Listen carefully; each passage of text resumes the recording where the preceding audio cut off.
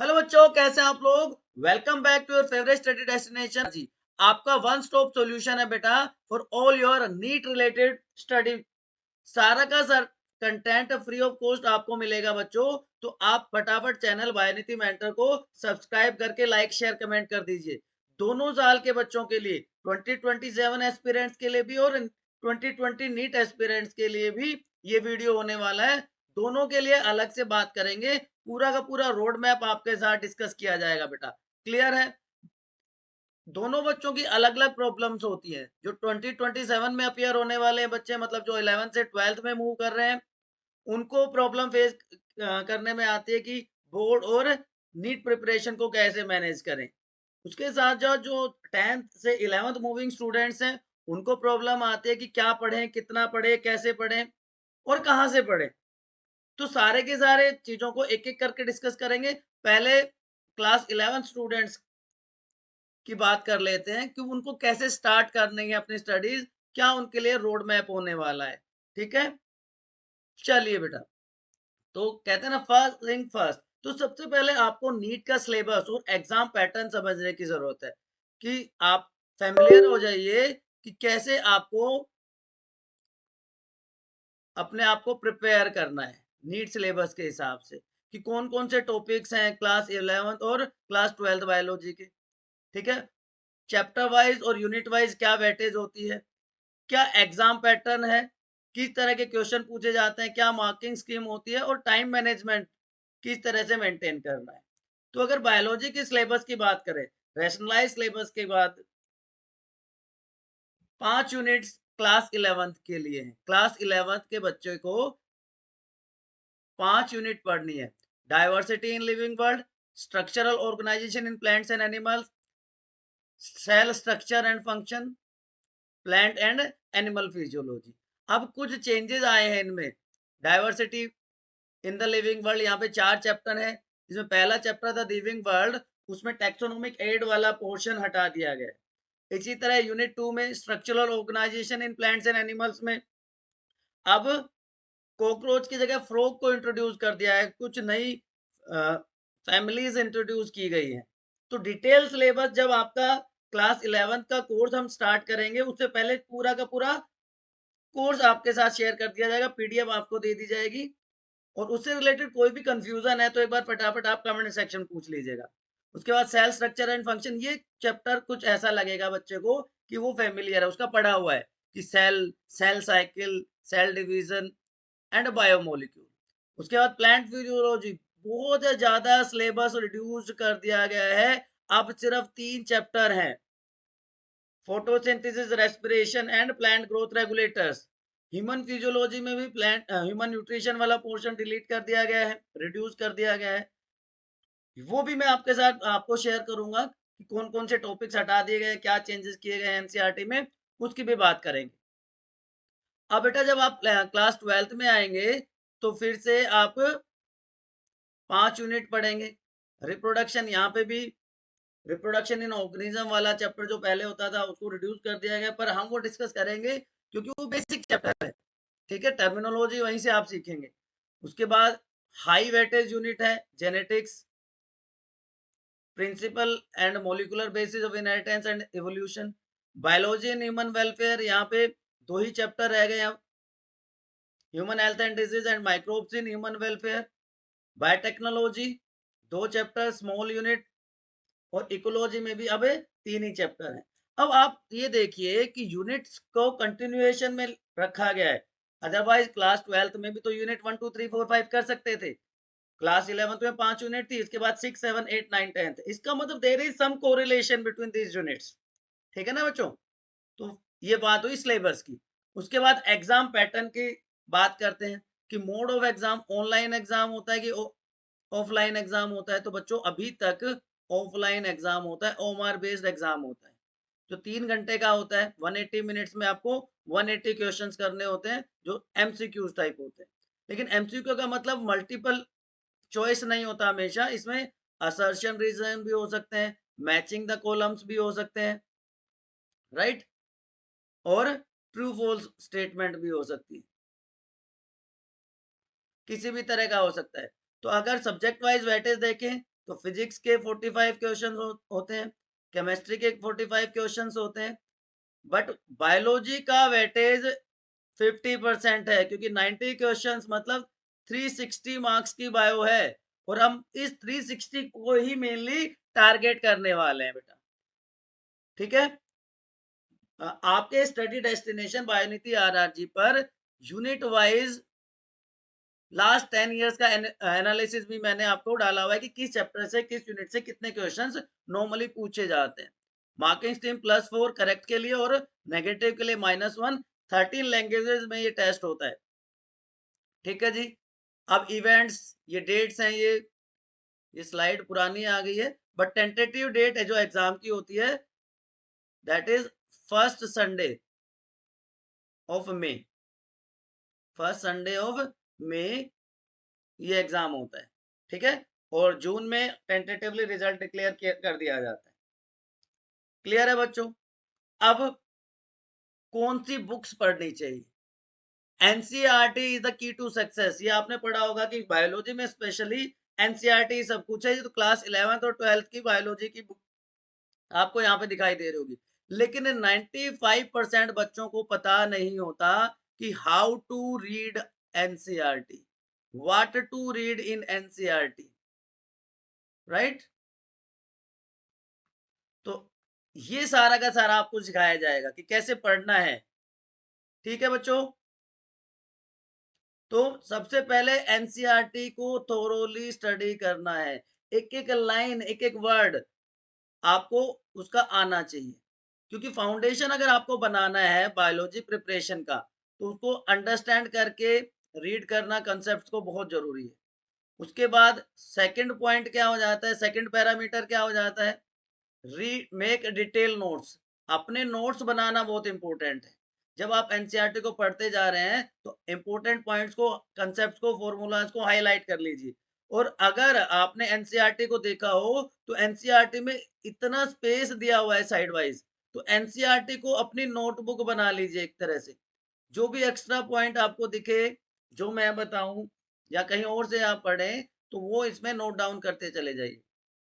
एक लाइन, मैं तो कहूंगा एक वर्ड आप स्किप नहीं कर सकते एनसीईआरटी का। ठीक है ना? एक एक डिटेल को बहुत माइन्यूटली पढ़ना है। 10 to 15 टाइम्स आपको बायोलॉजी पढ़नी है एनसीईआरटी।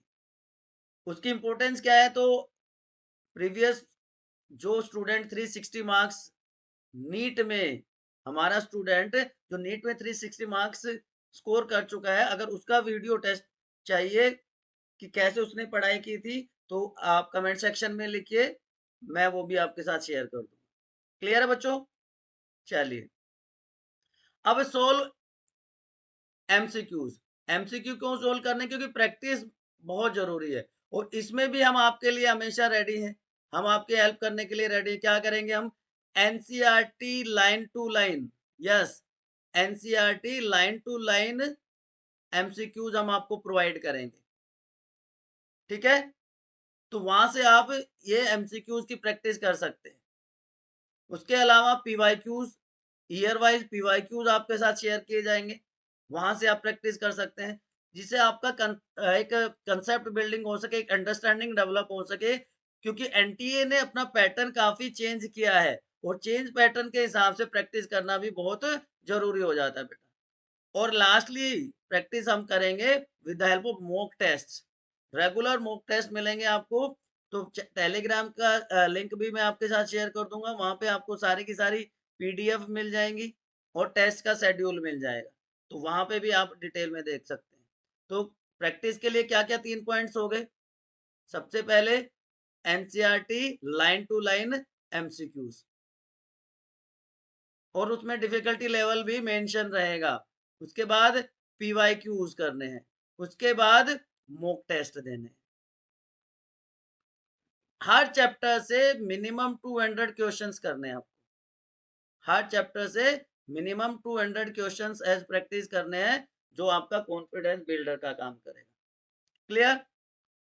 अब कैसे पढ़ना है, इफेक्टिव स्टडी टेक्निक्स क्या होते हैं? तो उसके लिए बच्चों एक स्टडी प्लान होना बहुत जरूरी होता है। जब तक हमारे पास कोई स्टडी प्लान नहीं होगा, तब तक हम रैंडमली इधर उधर पढ़ते रहेंगे कि किस टॉपिक को, किस चैप्टर को कितना टाइम देना है, वो सबसे इंपॉर्टेंट होता है। एक बार आपका स्टडी प्लान बन गया तो आप कह सकते हैं कि आपका 50% काम हो गया। अब कहाँ से मिलेगा स्टडी प्लान? तो आपके स्टडी डेस्टिनेशन बायोनिधि मेंटर पर मिलेगा बेटा।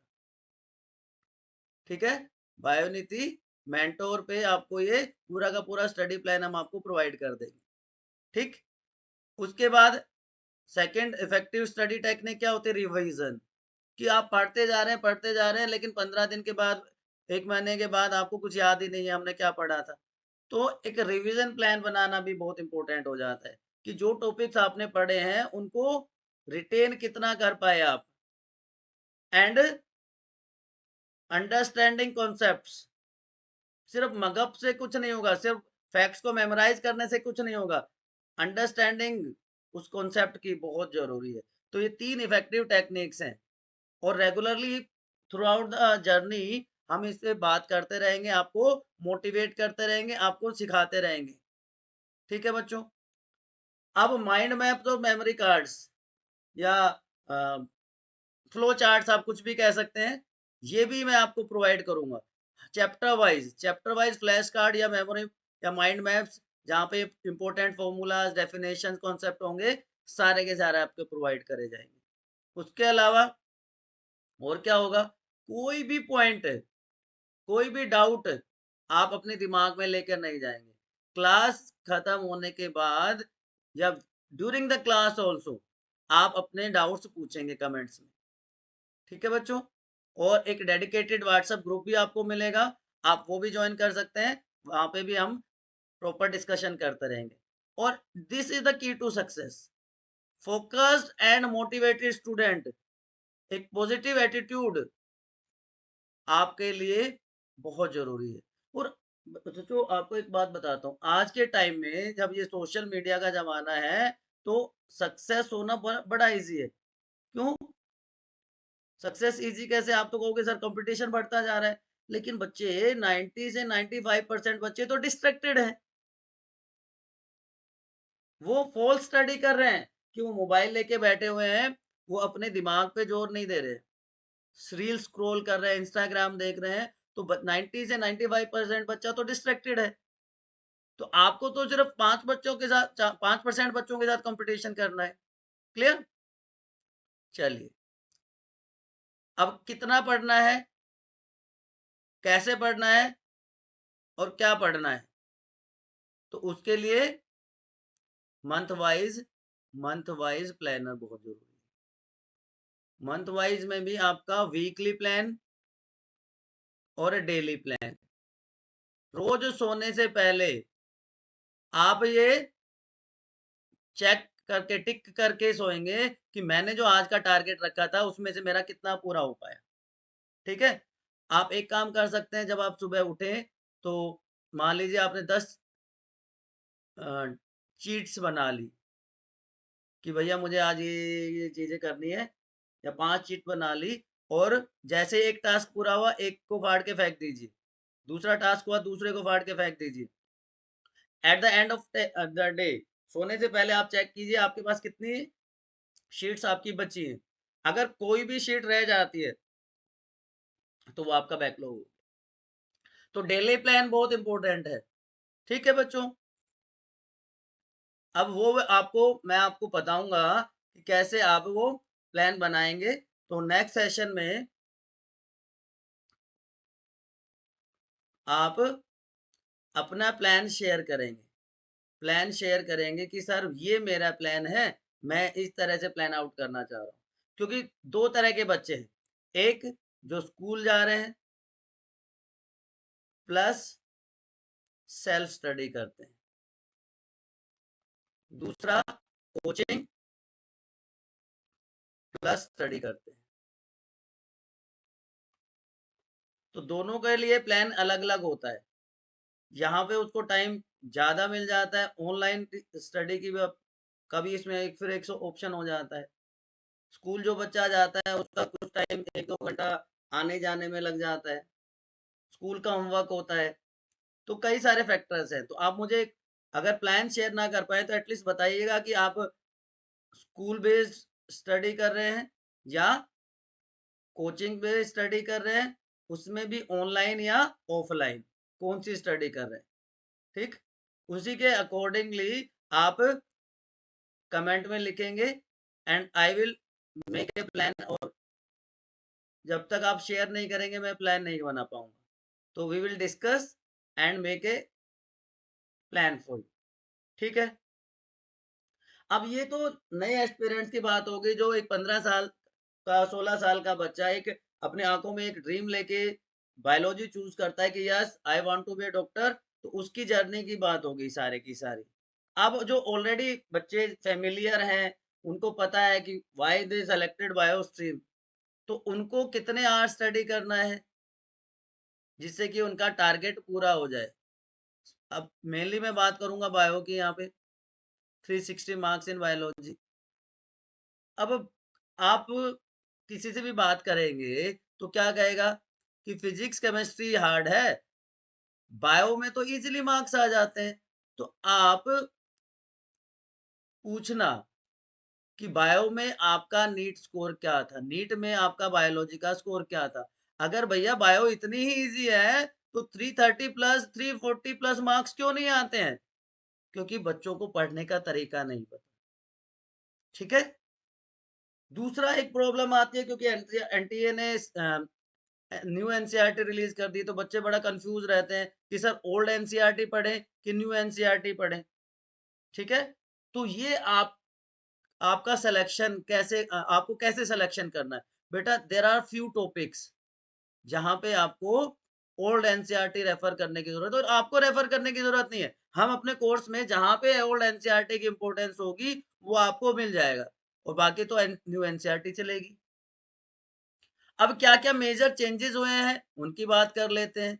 ओल्ड एनसीईआरटी क्या कहती है और नई नई एनसीईआरटी में क्या दिया हुआ है उसकी बात कर लेते हैं। जैसे कि ये कुछ लाइंस आपको यहाँ पे दिख रही होंगी कि ओल्ड एनसीईआरटी कहती है स्वान ब्रिटिश जूलॉजिस्ट थे, न्यू एनसीईआरटी कहते हैं जर्मन जूलॉजिस्ट थे।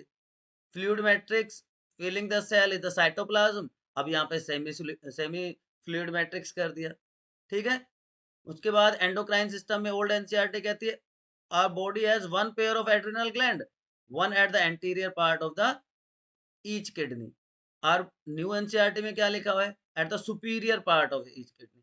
तो इस तरह से जो जो चेंजेस हैं वो भी मैं आपके साथ शेयर कर रहा हूँ, तो इन पे भी ध्यान देने की जरूरत है। प्लांट रेस्पिरेशन में केमियोस्मोटिक हाइपोथेसिस एटीपी सिंथेसिस कैसे करता है, ह्यूमन रिप्रोडक्शन में ओवरी का स्ट्रक्चर जो है वहां पे चेंजेस है, ठीक है। तो ये सारे के सारे यहाँ पे मेंशन किए हुए हैं आपके लिए, ठीक। और जैसे जैसे हम चैप्टर्स को कवर करते जाएंगे ये सब आपके साथ डिस्कस होता जाएगा बेटा, तो आपको टेंशन लेने की जरूरत नहीं है। अब एक और कंफ्यूजन होता है, जो पेरेंट्स होते हैं वो कहेंगे कि सुबह जल्दी उठ के पढ़ना चाहिए, लेकिन बच्चे आजकल है नाइट ऑल ऑन रहना प्रेफर करते हैं। तो what is the best study plan for you, ये बच्चा डिपेंड करता है आपके ऊपर। स्टूडेंट टू स्टूडेंट ये चीजें वेरी करती हैं। अगर आपकी एफिशिएंसी रात में आती है तो आप रात को पढ़िए, अगर आप सुबह उठ के इफेक्टिव स्टडी कर सकते हैं तो आप सुबह पढ़िए। There is no scientific rule. बहुत सारे लोग कहते हैं कि भाई साइंटिफिकली सुबह ब्रेन ज्यादा एक्टिव होता है, कुछ हद तक बात सही है, बट अगर आप कंफर्टेबल नहीं है तो आप नाइट में भी पढ़ के बहुत अच्छा स्कोर कर सकते हैं। अब नीट क्रैक करने का रामबाण क्या है आपके लिए बच्चों, बहुत क्रूशियल है ये नीट 2027 एस्पिरेंट्स के लिए, कि एनसीईआरटी को पढ़ना ही नहीं आता बच्चों को। हाउ टू रीड एनसीईआरटी नहीं पता बच्चों को। आप में से कितने लोग एनसीईआरटी को कैसे पढ़ते हैं एक बार फटाफट कमेंट सेक्शन में बता दो, अदरवाइज मैं डिस्कस करता हूं आपके साथ। तो सारे के सारे डायग्राम्स उनको प्रैक्टिस करना है, क्योंकि बहुत इंपॉर्टेंट है। चाहे वो थ्योरेटिकल स्टडी की बात हो चाहे प्रैक्टिकल, किसी भी तरह का क्वेश्चन आ जाएगा तो विजुअल परसेप्शन हमें रिटेन करने में ज्यादा हेल्पफुल करती है। तो डायग्राम्स, जो डायग्राम्स होते हैं बेटा, एक एक डायग्राम एनसीईआरटी का आपको क्रिस्टल क्लियर हो, ठीक।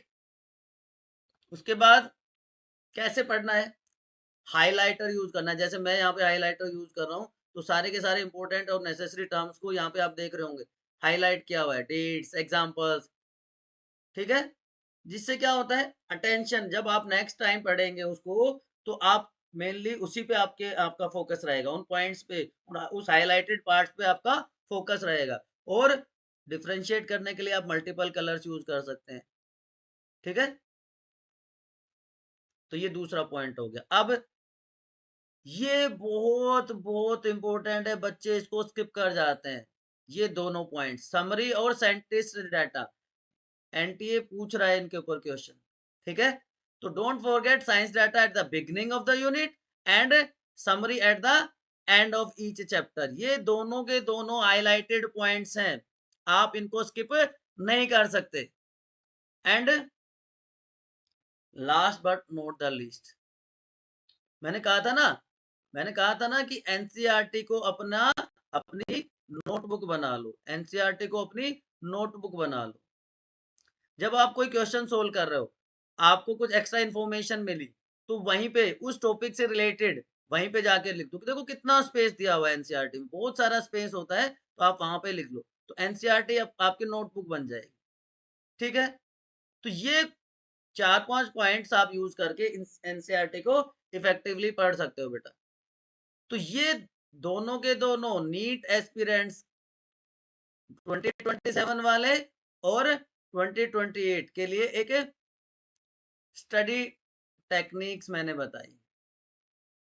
फिर भी कोई कंफ्यूजन है आपको तो फटाफट आपके स्टडी डेस्टिनेशन बायोनिति मेंटोर पे आप कमेंट सेक्शन में पूछ लो। And don't forget to subscribe, क्योंकि ऑलरेडी आपका study destination Bionity mentor, sorry Bionity RRG, यहाँ पे सारा का सारा कंटेंट फ्री ऑफ कॉस्ट हमने प्रोवाइड किया हुआ है। तो जैसे आपने वहां पे सपोर्ट किया, यहाँ पे भी आप सब्सक्राइब शेयर लाइक कमेंट कर दीजिए बेटा। आपके सपोर्ट के बिना कुछ नहीं हो सकता, लेकिन हम एक प्रॉमिस आपको कर सकते हैं कि सारा का सारा कंटेंट फ्री ऑफ कॉस्ट आपको मिलेगा। तो जो बच्चे अफोर्ड नहीं कर सकते उनके लिए रामबाण होने वाला है। पूरा systematic chapter wise detailed theory, उसके बाद एनसीईआरटी के लाइन टू लाइन एमसीक्यूज हों, माइंड मैप्स हों, फ्लैश कार्ड्स हों, सब कुछ मिलेगा बेटा आपको, टेस्ट सीरीज सब कुछ आपके लिए अवेलेबल होगा। Thanks for being with us. और आपका कोर्स बहुत जल्द स्टार्ट होने वाला है, उसकी नोटिफिकेशन आपको मिल जाएगी, इसलिए भी आप चैनल को सब्सक्राइब कीजिए, ठीक है। नोटिफिकेशन बेल को दबा दीजिए, वहां पे आपको कोर्स का कंटेंट दोनों क्लासेस के लिए, क्लास 12 स्टूडेंट्स के लिए भी और 11th के लिए भी पैरेलल हम क्लास स्टार्ट करने वाले हैं। सो जुड़े रहिए आपके स्टडी डेस्टिनेशन बायोनिति मेंटर के साथ। Keep studying, good luck, see you soon बच्चों।